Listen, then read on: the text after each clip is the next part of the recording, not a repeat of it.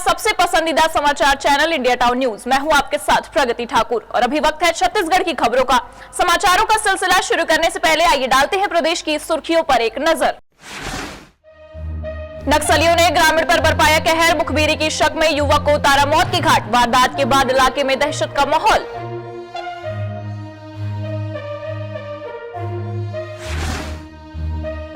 छत्तीसगढ़ और मध्य प्रदेश की सीमा पर हुई मुठभेड़, करीब 20 मिनट तक अंधाधुंध की गई फायरिंग। गोलाबारी में 2 नक्सली घायल, घबराए नक्सली जंगल का सहारा लेकर हुए फरार। सहकारी केंद्र कमरजी धान खरीदी केंद्र में घपले का खुलासा, 1074 बोरी धान हुआ गायब। संयुक्त टीम जुटी जांच में, दोषियों पर होगी सख्त कार्रवाई। और अब खबरें विस्तार से। खबर बीजापुर से है, जहां मुखबिरी के शक में नक्सलियों ने 2 ग्रामीणों की हत्या कर दी है। जानकारी के अनुसार ग्राम तीमापुर निवासी 25 वर्षीय युवक मच्चा हड़मा की माओवादियों के द्वारा धारदार हथियार टंगिया से सिर और गर्दन में मारकर हत्या की गई है। मृतक का शव तीमापुर स्कूल के पास रोड पर मिला है। मामले की तस्दीक उपरांत थाना बासागुड़ा द्वारा शव को कब्जे में लेकर अग्रिम कार्यवाही की जा रही है। प्रकरण में थाना बासागुड़ा में पृथक से प्रथम सूचना रिपोर्ट पंजीबद्ध कर विवेचना कार्यवाही की जा रही है। बताया जा रहा है कि नक्सलियों को शक था कि युवक मच्चा हड़मा पुलिस के लिए मुखबिरी करता था। इसके चलते ही ग्रामीणों में भय पैदा करने के लिए युवक की हत्या की गई है। घटना के बाद क्षेत्र में सघन गश्त सर्चिंग जारी है। अल्ताफ, क्या खबर निकल कर आ रही है और कब नक्सलियों ने इस वारदात को अंजाम दिया है? जी, आपको बता दें कि नक्सलियों ने फिर से एक बार बड़े घटना को अंजाम दिया है और फिर से जो नक्सलियों का कार्य करते सामने आया है। आपको बता दें कि यह तड़के सुबह के जो है नक्सलियों ने मुखबिर के साथ 2 जो है नक्सलियों का हत्या कर दिया है और ये पूरा मामला जो है बासागुड़ा क्षेत्र का बताया जा रहा है। जी जी, लेकिन हम ये भी जानना चाहेंगे कि नक्सलियों का जो मूवमेंट रहा वो कब का बताया जा रहा है? क्या ये रात की घटना थी? जी, ये पूरा घटना रात का है। जैसे ही सुबह हुआ वैसे ही गाँव वालों को पता चला कि जो है 2 ग्रामीणों का जो मुखबिर के शक पे नक्सलियों ने हत्या कर दिया है और इसमें पूरा जो है मृतक का शव जो है तीमापुर स्कूल के पास रोड में मिला है। मामले की तस्दीक में उपरांत थाना बासागुड़ा द्वारा शव को कब्जे में लेकर अभियान की जा रही है। जी, और किस तरह की सर्चिंग अभियान चलाने की कोशिश की जा रही है और किस तरह से पुलिस अभी एक्शन मोड पर है? जी, जब से ये घटना हुआ है माहौल जो है वहाँ का काफी जो है पुलिस को वहाँ पे सर्चिंग अभियान भी बढ़ा दिया गया है और पुलिस के लिए तो ये जो है बहुत ही बड़ा सवाल खड़ा हो रहा है, क्योंकि जो है लगातार देखा जाता है कि उस क्षेत्र में हमेशा जो है ग्रामीणों की जो मुखबिर के शक में हत्या हो जाती है और जो ग्रामीण किसी प्रकार की मुखबिरी नहीं करते बावजूद इसके जो है ग्रामीणों की हत्या हो जाती है, तो जिसकी वजह से पुलिस जो है काफी जो है अलर्ट हो गई है। काफी सर्चिंग अभियान जो है तेज कर दिया गया। जी, मेरा अंतिम सवाल रहेगा कि इस तरह की घटनाओं को अंजाम देने के पीछे नक्सलियों और माओवादियों का क्या मकसद होता है? जी, आपको बता दें कि कई महीनों से बोल सकते हो कई सालों से है लगातार जो है ग्रामीणों पे जो है नक्सली शक करते हैं और शक के आधार पे ही जो है ग्रामीणों का हत्या हो जाता है। इसे कोई वजह नहीं मिल पाता है ग्रामीणों को हत्या करने का, क्योंकि जो है नक्सलियों का एक टारगेट रहता है कि इसमें जो है खासतौर पे वो जो है ग्रामीणों का हत्या नहीं करना चाहते हैं, परंतु किसी प्रकार की जो है मुखबिरी का शक होता है और जो है ग्रामीणों का हत्या हो जाता है। बाद में ये पता यह चलता है कि वो जो है मुखबिर नहीं थे और बाद में जो है नक्सलियों की तरफ से पर्चा जारी हो जाती है कि इसमें माफी लेना है या फिर जैसा भी हो और वो पर्चा जारी करके माफी मांग लेते हैं। इसके बाद जो है मामला सॉल्व हो जाता है। अल्ताफ, फिलहाल आपका बहुत बहुत धन्यवाद। आप पूरे मामले पर अपनी नजर बनाए रखिए। जो घटना निकल कर आ रही है जिस पर ताजा अपडेट के साथ हम फिर हाजिर होंगे। फिलहाल बढ़ते हैं अगली खबर की ओर। प्रज्ञागिरी बौद्ध तीर्थ स्थल पर 31वां अंतर्राष्ट्रीय बौद्ध सम्मेलन कार्यक्रम संपन्न हुआ। धम्मा सेना नायक आर्य नागार्जुन सुरई ससाई के नेतृत्व में बौद्ध सम्मेलन संपन्न हुआ। छत्तीसगढ़ की धर्म नगरी डोंगरगढ़ में 31वां अंतर्राष्ट्रीय बौद्ध सम्मेलन संपन्न हुआ। प्रज्ञागिरी ट्रस्ट के अध्यक्ष पूर्व विधायक विनोद खांडेकर ने बताया कि इस कार्यक्रम में सामाजिक समरसता पर आधारित सभा भी आयोजित की गई थी। कार्यक्रम में परित्राण पाठ व वंदना के साथ संगोष्ठी भी हुई। वहीं सामाजिक व राजनीतिक अतिथियों और बाहर से आए बौद्ध अनुयायियों का सम्मान, धार्मिक, सामाजिक, सांस्कृतिक कार्यक्रम भी हुआ। कार्यक्रम में विदेश से हजारों बौद्ध अनुयायी भी आए हुए थे। 31वां वर्ष है जहाँ प्रज्ञागिरी ट्रस्ट समिति द्वारा यह भव्य आयोजन किया जा रहा है। इस कार्यक्रम में हमारे प्रज्ञागिरी ट्रस्ट समिति के संरक्षक माननीय भंते सुरई ससाई जी के निर्देश में जापान, थाईलैंड के बहुत से बौद्ध भिक्षु इस कार्यक्रम में उपस्थित हुए हैं। हम इस अंतर्राष्ट्रीय बौद्ध सम्मेलन के माध्यम से पूरे देश और विदेश में शांति का प्रतीक बौद्ध संदेश को हम पहुंचाना चाहते हैं। निश्चित ही बौद्ध संदेश पूरे दुनिया में और देश में फैलेगा। हम अभी अंतरराष्ट्रीय जो बौद्ध सम्मेलन हो रहे हैं प्रज्ञागिरी परिसर में है, और आप देख रहे हैं कि प्रज्ञागिरी का जो दिनों दिन इसका जो है आना जाना लोगों का लगा रहता है। पर्यटन स्थल है और छत्तीसगढ़ सरकार और भारत सरकार जो है पर्यटन की दिशा में काम करते हुए भी विकास के कार्यों में यहाँ सहभागिता निभाती है।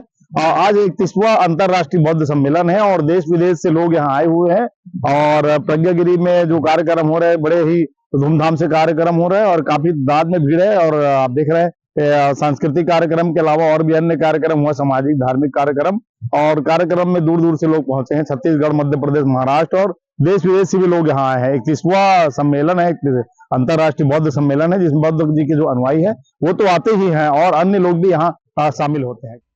डोंगरगढ़ से इंडिया टाउन न्यूज के लिए सोन कुमार सिन्हा की रिपोर्ट।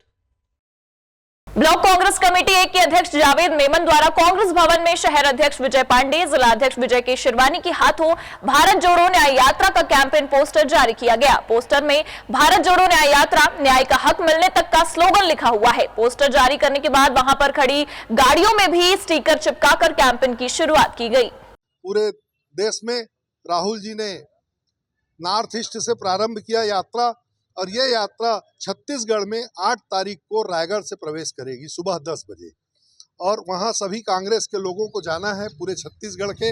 और वो यात्रा शक्ति होते हुए खरसिया, खरसिया से शक्ति, शक्ति से कोरबा और कोरबा से अंबिकापुर होते हुए बनारस उत्तर प्रदेश के लिए कूच करेगी। और ये 536 किलोमीटर की यात्रा छत्तीसगढ़ में होगी, जिसमें 4 लोकसभा क्षेत्र और 7 जिले शामिल होंगे।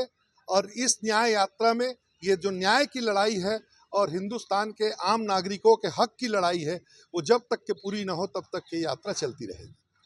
भारत जोड़ो न्याय यात्रा जो कि 8 तारीख को जिस छत्तीसगढ़ में रायगढ़ में जिसका प्रवेश हो रहा है, यह यात्रा शक्ति जिला, जांजगीर जिला, कोरबा और अंबिकापुर होते हुए उत्तर प्रदेश में जाएगी। यह भारत जोड़ो न्याय यात्रा बेरोजगारों के लिए रोजगार का हक, किसानों के लिए किसान का हक, और यह यात्रा न्याय मिलने तक चलती रहेगी। आज इसके परिप्रेक्ष्य में ब्लॉक कांग्रेस कमेटी के द्वारा, जिला कांग्रेस कमेटी के द्वारा आज पोस्टर का विमोचन किया गया है, और इस पोस्टर के विमोचन के साथ हम सब राहुल गांधी जी की जो न्याय यात्रा है उसके लिए छत्तीसगढ़ का हर एक वर्ग उत्साहित है। इस वक्त की बड़ी खबर, पुलिस व नक्सलियों के बीच हुई मुठभेड़। सबसे पहले इंडिया टाउन न्यूज में आप देख रहे हैं इस वक्त की बड़ी खबर। छत्तीसगढ़ मध्य प्रदेश की सीमा पर हुई मुठभेड़, करीब 20 मिनट तक दोनों ओर से अंधाधुंध की गई फायरिंग। वहीं पुलिस को देखकर 2 नक्सली भाग खड़े हुए। आपको बता दें 2 नक्सलियों के घायल होने की खबर आई है, कुछ देर बाद इसकी भी पुष्टि की जाएगी। आप देख रहे हैं इस वक्त की बड़ी खबर, छत्तीसगढ़ मध्य प्रदेश की सीमा पर पुलिस व नक्सलियों के बीच मुठभेड़ हुई है। इस वक्त आप अपने टीवी स्क्रीन पर देख रहे हैं। कवर्धा पुलिस अधीक्षक डॉक्टर अभिषेक पल्लव ने इस घटना की पुष्टि की है। घटना चिल्फी थाना क्षेत्र के मारा डबरा जंगल की है। पुलिस ने मौके से नक्सली सहित पर्चा सहित दैनिक उपयोग के सामान को जब्त किया है। चलिए इस घटना के संबंध में अधिक जानकारी के लिए हम जुड़ते हैं हमारे संवाददाता से।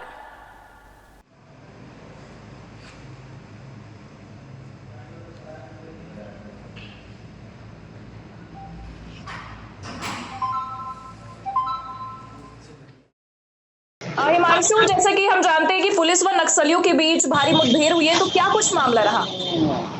देखिए, मैं आपको बता दूं कि आज सुबह से ही 20 मिनट तक के चलते लगातार पुलिस और नक्सलियों के बीच काफी मुठभेड़ हुई है, जिसमें जानकारी के मुताबिक पता चला है कि 2 इसमें नक्सली घायल भी हुए हैं। वही पुलिस अधीक्षक के बताए अनुसार जानकारी प्राप्त हुई है कि 2 नक्सली घायल होने के उपरांत जो उपयोग की सामग्री है उनकी जब्त की गई है, और वहीं पूरी मामले की जांच की जा रही है। जी जी जी, जहाँ तक है कि 2 नक्सली पुलिस से भागने की भी कोशिश कर रहे थे, जिसमें वो घायल हुए हैं, तो कितने देर तक ये पूरा जो घटनाक्रम है कितने देर तक चला ये?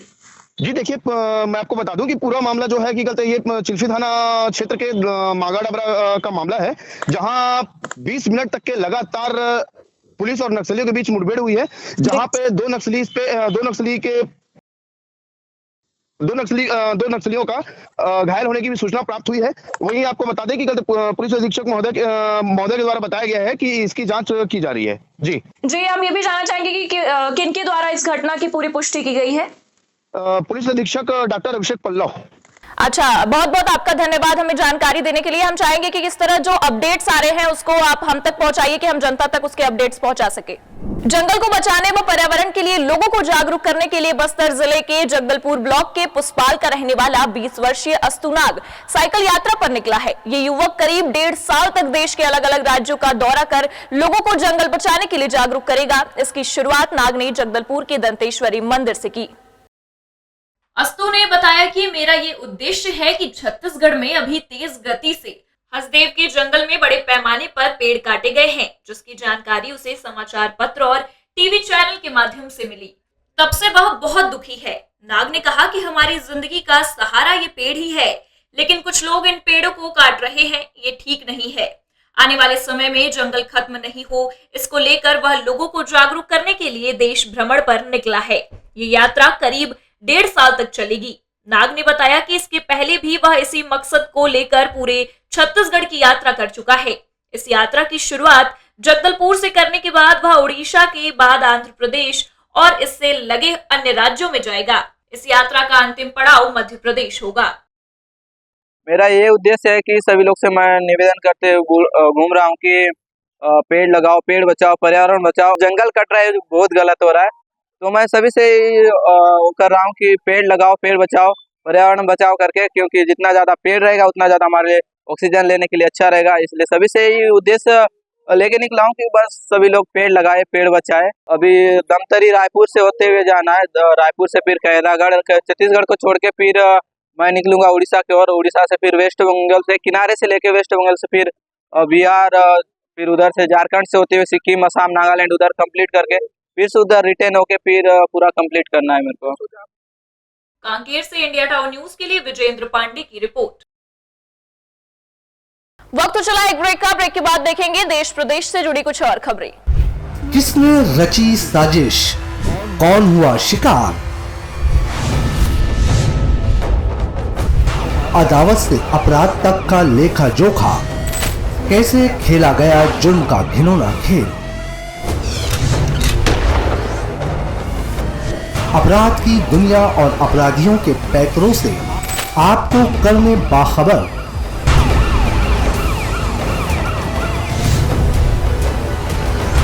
देखिए इंडिया टाउन न्यूज पर जरायम हर रविवार रात 8 बजे।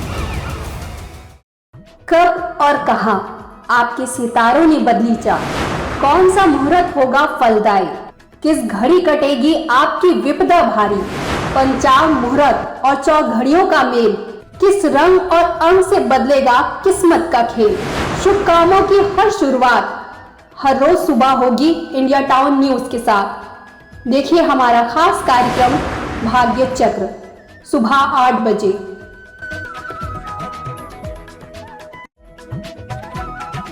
ब्रेक के बाद आप सभी का स्वागत है। मनेन्द्रगढ़, चिरमिरी, भरतपुर जिले के आदिम जाति सेवा सहकारी समिति कमरजी में धान खरीदी में गड़बड़ उजागर हुआ है। पटवारी प्रतिवेदन के हिसाब से उपार्जन केंद्र से 1074 बोरी धान गायब है। राजस्व व खाद्य विभाग की संयुक्त टीम गायब धान के मामले की जांच कर रही है। मामले में 6 व 8 फरवरी को बोरियों की गिनती कराई जाएगी। एमसीबी जिले के कमरजी उपार्जन केंद्र में खरीफ विपणन वर्ष 2023-24 में कुल 21,880 क्विंटल धान की खरीदी हुई है। इसकी कीमत 4,77,64,040 रुपए है।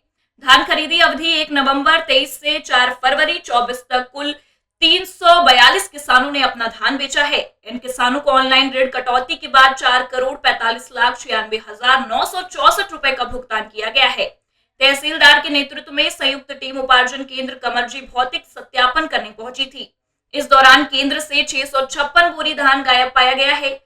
फिलहाल मामले की संयुक्त टीम जांच कर रही है। जांच के बाद समिति प्रबंधक से रिकवरी होगी और एफआईआर दर्ज कराई जाएगी।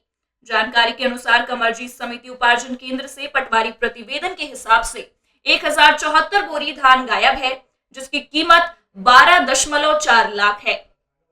मामले में समिति प्रबंधक को 2 दिन की मोहलत मिली है। धान की बोरियों को सही तरीके से स्टैक लगवाने निर्देश भी दिए गए हैं।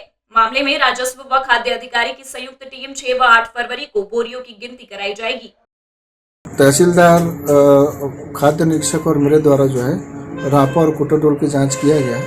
तो रापा में जांच के उपरांत कुल 2381 बोरों में 952 क्विंटल की कमी पाई गई है, जिसका पंचनामा और किसानों से बयान वगैरह सब ले लिया गया है।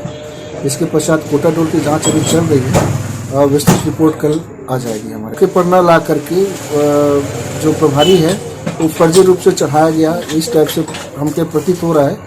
अब ये विस्तृत जांच के पश्चात ही पता चलेगा। इसके बात को डाल दिया गया है आज की जो कार्रवाई हुई है उसके संबंध में, और यहाँ से जाने के पश्चात मैं कलेक्टर सर को इस बारे में पूरी विस्तृत रूप से अवगत कराऊंगा और रिपोर्ट प्रस्तुत करने के पश्चात जैसा निर्देश होगा उसके अनुसार हम काम करेंगे।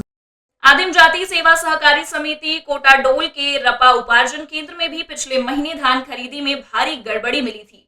प्रशासनिक टीम के सत्यापन में 952 बोरी धान गायब पाया गया, जिसकी कीमत 29.51 लाख है। मामले में खरीदी प्रभारी रमाकांत पांडे को खरीदी कार्य से तत्काल हटा दिया गया था। भरतपुर तहसीलदार मनहरन सिंह राठिया, खाद्य अधिकारी संजय ठाकुर के नेतृत्व में टीम सत्यापन करने धान उपार्जन केंद्र रापा पहुंची थी। इस दौरान उपार्जन केंद्र के रिकॉर्ड में धान खरीदी की बकायदा एंट्री की गई थी, लेकिन मौके पर धान मिला ही नहीं है। उपार्जन केंद्र के रिकॉर्ड के मुताबिक 2387 बोरी 952 क्विंटल धान गायब है, जिसकी कीमत 29.51 लाख है। मामले में गड़बड़ी को लेकर उपार्जन केंद्र प्रभारी रापा के खिलाफ अपराध पंजीबद्ध कराया जाना है। मामले में चल रही जांच कमर्जी केंद्र में धान की गड़बड़ी की आशंका है। मामले में अभी जांच चल रही है। जांच के बाद कितनी गड़बड़ी हुई है इसकी सही जानकारी मिलेगी। एमसीबी से इंडिया टाउन न्यूज के लिए सुनील सिंह की रिपोर्ट। जांजगीर चांपा जिला खनिज अधिकारी व कर्मचारियों का देवरी नदी में पिकनिक मनाने और रेत माफिया द्वारा अधिकारियों की मौजूदगी में ही नदी से रेत उत्खनन करने का मामला मीडिया में आने के बाद अब जिला प्रशासन सख्त हो गया है। छुट्टी पर प्रतिबंध के बाद खनिज अमला के पूरे स्टाफ मौज मस्ती में थे। मामले की जांच के लिए खनिज विभाग को नोटिस जारी कर दिया गया है। विधानसभा सत्र को लेकर जांजगीर चांपा कलेक्टर ने सभी विभागों की छुट्टी पर प्रतिबंध लगा दिया है और अधिकारी कर्मचारियों को कलेक्टर की अनुमति से ही जिला मुख्यालय छोड़ने के आदेश दिए हैं। लेकिन जिले के खनिज विभाग अधिकारी हेमंत चेरपा की अगुवाई में खनिज विभाग के अधिकांश कर्मचारी जिला मुख्यालय से 30 किलोमीटर दूर पिकनिक स्पॉट देवरी गए थे और नदी में नहाने का जमकर लुत्फ उठाया। इतना ही नहीं, भोजन का भी वही इंतजाम किया गया। खनिज अधिकारियों के इस पिकनिक और नदी के उत्खनन का वीडियो वायरल हो रहा है। इस वीडियो के वायरल होने के बाद हड़कंप मच गया। खनिज विभाग के अधिकारी के ऊपर रेत माफिया से साठगांठ का आरोप भी लगता रहा। जिस स्थान पर खनिज विभाग के अधिकारी जल क्रीड़ा कर रहे थे, उसी नदी में थोड़ी दूर पर रेत माफिया रेत का अवैध उत्खनन और परिवहन धड़ल्ले से कर रहे थे। इसकी गंभीरता को देखते हुए कलेक्टर ने मामले को संज्ञान में लिया और जांच कर दोषियों के खिलाफ नियमानुसार कार्रवाई करने की तैयारी में है। जिला प्रशासन को मीडिया के माध्यम से ही सूचना मिली है कि कल संडे के दिन जो है कहीं माइनिंग की स्टाफ पिकनिक मना रहे थे। उसी के बगल में जो है वो अवैध रेत का वो उत्खनन भी हो रहा था। यह जिला प्रशासन के संज्ञान में आया है ना, और कुछ वीडियोस भी वायरल हो रहे हैं। इसके संबंध में जो है जो भी नियमानुसार कार्रवाई होगी, जिला प्रशासन सख्त कार्रवाई करने का प्रयास किया जाएगा। जांजगीर चांपा से इंडिया टाउन न्यूज के लिए श्रद्धा सिंह की रिपोर्ट।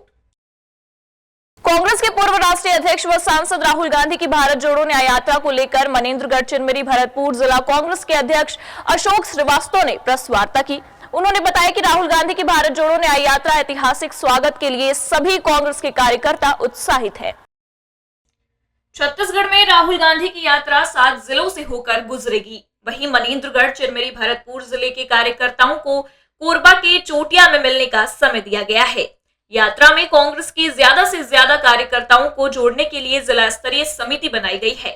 कांग्रेस पार्टी के एमसीबी जिला अध्यक्ष अशोक श्रीवास्तव ने पत्रकारों से बताया कि न्याय यात्रा को लेकर हर जिलों में समितियां बनाई गई हैं और सभी को जिम्मेदारी दी गई है और कोरिया और मनेंद्रगढ़ जिले के लोगों को चोटिया में मिलने का समय दिया गया है। न्याय यात्रा को लेकर कांग्रेस के कार्यकर्ताओं के साथ साथ छत्तीसगढ़ की जनता में भी बहुत उत्साह है और हर जिले पर इसकी न्याय यात्रा को लेकर समितियां बनी है, इसमें सभी को जिम्मेदारी दी गई है। कोरिया और मनेंद्रगढ़ जिला के लोगों को चोटिया में मिलने का समय दिया गया है। इधर के जितने कार्यकर्ता और जनता जो लोग राहुल जी से मिलना चाहते हैं, उनके न्याय यात्रा में शामिल होना चाहते हैं, वो सभी चोटिया में उनसे संपर्क करेंगे। कोरिया से इंडिया टाउन न्यूज के लिए मनोज श्रीवास्तव की रिपोर्ट। छत्तीसगढ़ के बिलासपुर में एक युवक की पीट कर हत्या कर दी गई है। इसके बाद शव को शहर से लगे जंगल के पास बोरी में बांधकर फेंक दिया गया। शव की शिनाख्त न हो इसलिए आरोपियों ने बोरे को जलाकर शव की पहचान छुपाने की भी कोशिश की। इसके बाद भी पुलिस ने युवक की सौतेली मां और ड्राइवर सहित मृतक के 2 सौतेले भाइयों को गिरफ्तार कर लिया है। जानकारी के मुताबिक फदाखार के जंगल के पास से रविवार शाम करीब 4 बजे अधजला शव मिला। सूचना पर पहुंची सिरगिट्टर थाना पुलिस ने शव को पहचान चापा निवासी सब्जी कारोबारी रवि साहू के रूप में कराई। उसके शव को पोस्टमार्टम के लिए भेजा। पुलिस को युवक के सिर पर चोट के निशान मिले हैं। ऐसे में आशंका थी कि उसकी हत्या के बाद पहचान छिपाने के लिए शव को जलाने का प्रयास किया गया। इसके बाद बोरी में बांधकर फेंका गया है। हत्या जांजगीर जिले में की गई थी। पुलिस के मुताबिक जिस बोरे में शव बांधा गया था उसके पास ही दूसरा बोरा भी पड़ा था। उस पर चापा 2 बिलासपुर और एक मोबाइल नंबर लिखा हुआ था। इसके आधार पर पुलिस चापा के एक व्यापारी तक पहुंची और उससे पूछताछ में पता चला कि शव उसके पड़ोसी का है। पुलिस ने व्यापारी से सख्ती से पूछताछ की और उसने बताया कि रवि साहू का उसके सौतेले भाइयों से अक्सर झगड़ा होता था। 31 जनवरी को भी उसके बीच झगड़ा हुआ। इसके बाद से रवि और उसका एक सौतेला भाई नहीं दिख रहे हैं। इस आधार पर पुलिस ने तलाश शुरू कर दी है और दोनों भाइयों को पकड़ लिया। सिरगिट्टी थाने में कल एक डेड बॉडी रविंद्र साहू नाम के पहले तो अज्ञात डेड बॉडी मिली थी, जिसको जला करके मारा गया था। ऐसा लग रहा था कि कुछ दिन पहले इसका मर्डर होकर के कहीं और से ला के इसको बॉडी इसकी डंप की गई है। जब इसमें जांच की गई तो घटनास्थल पे कुछ क्लू मिला।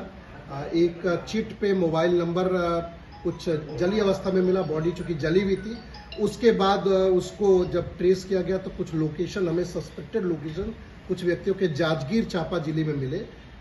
जब वहां टीम पहुंची तो उन्होंने कुछ संदेहियों को उठाया। अंततः मामला ये निकला कि प्रॉपर्टी विवाद को लेकर के महिला ने अपने 2 बेटों के साथ मिलके साथ ड्राइवर के साथ मिल करके ये रविंद्र यादव जो उसका सौतेला बेटा था उसका मर्डर कर दिया। उन दोनों में अक्सर महिला में और उसके सौतेले बेटे में परिवार में अक्सर विवाद होता था। इससे वो लोग छुटकारा पाने के लिए उसका मर्डर किए और उसकी बॉडी पहचान न हो इसलिए फदाखार सिरगिट्टी थाने में लेकर के आए। जंगल के बीच उन्होंने बॉडी को 4 दिन पहले फेंक दिया था और उसको जला दिया था। इसमें हम लोगों ने कुल 4 लोगों को अरेस्ट किया। 302, 201 आईपीसी के तहत मामला दर्ज हुआ है और एसीसीयू सिरगिट्टी थाने की पूरी टीम जो है इसमें बहुत ही महत्वपूर्ण रोल प्ले किया है। चारों आरोपियों को हम लोग पुलिस अभी न्यायालय में पेश करने के बाद जुडिशियल रिमांड पे भेज रहे हैं। सिरगिट्टी से लगे फदाखार जंगल शुरू से ही आपराधिक गतिविधियों का केंद्र रहा है। इससे पहले भी यहाँ एक सिक्योरिटी गार्ड की हत्या कर शव को फेंक दिया गया था। एक अन्य हत्याकांड के मामले में फरार चल रहे आरोपी पुलिस से बचने के लिए फदाखार के जंगल में छिपे थे। बिलासपुर से इंडिया टाउन न्यूज के लिए दिलीप अग्रवाल की रिपोर्ट। जिला एमसीबी के अंतर्गत आने वाले खड़गवा पुलिस ने मुखबिर की सूचना पर 30 पेटी अंग्रेजी गोवा शराब पकड़ने में बड़ी कामयाबी हासिल की है। पकड़ी गई शराब की अनुमानित कीमत करीब 1,65,000 रुपए एवं एक टाटा की कार जिसकी कीमत करीब 12 लाख रुपए बताई गई है, शराब परिवहन में पकड़ाई। जिला मनेंद्रगढ़ चिरमिरी भरतपुर के अंतर्गत आने वाले खड़गवा पुलिस ने मुखबिर की सूचना पर मध्य प्रदेश के बिजरी से एक कार में 30 पेटी अंग्रेजी गोवा की शराब परिवहन करते हुए 2 आरोपियों को मुखबिर की सूचना पर नाकाबंदी करके पकड़ा है। खड़गवा थाना प्रभारी आरएन गुप्ता ने बताया कि मुखबिर की सूचना पर 30 पेटी अंग्रेजी शराब जिसकी कुल कीमत करीब 1,65,000 रुपए के साथ करीब 12 लाख रुपए की टाटा की एक कार पकड़ी गई है, जिसमें अवैध अंग्रेजी शराब को आरोपियों के द्वारा सरगुजा जिले के लुंड्रा ले जाया जा रहा था। आरोपियों को पकड़कर पूछताछ करते हुए आबकारी एक्ट के तहत कार्यवाही करते हुए आरोपियों को न्यायिक रिमांड पर भेजा गया।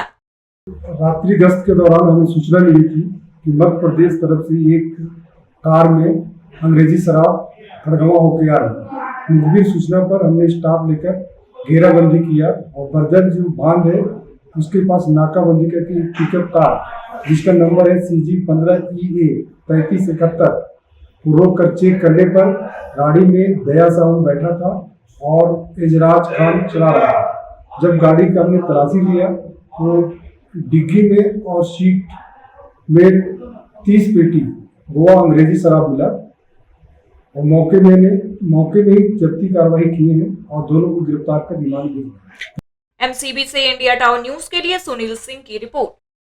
ये थी अब तक की महत्वपूर्ण खबरें। छत्तीसगढ़ और मध्य प्रदेश की खबरों, जानकारियों और स्पेशल स्टोरी से जुड़े रहने के लिए आप तुरंत ही इंडिया टाउन न्यूज के YouTube चैनल को लाइक और सब्सक्राइब जरूर करें। अब मुझे दीजिए इजाजत, नमस्कार।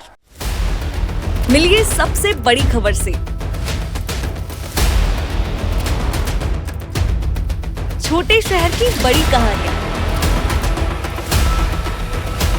हमने वो देखा जो अनकहा है। अब खबर आपकी उंगलियों पर, खबरों से परे, हर खबर पर हमारा नजरिया। इंडिया टाउन न्यूज, भारत की बात।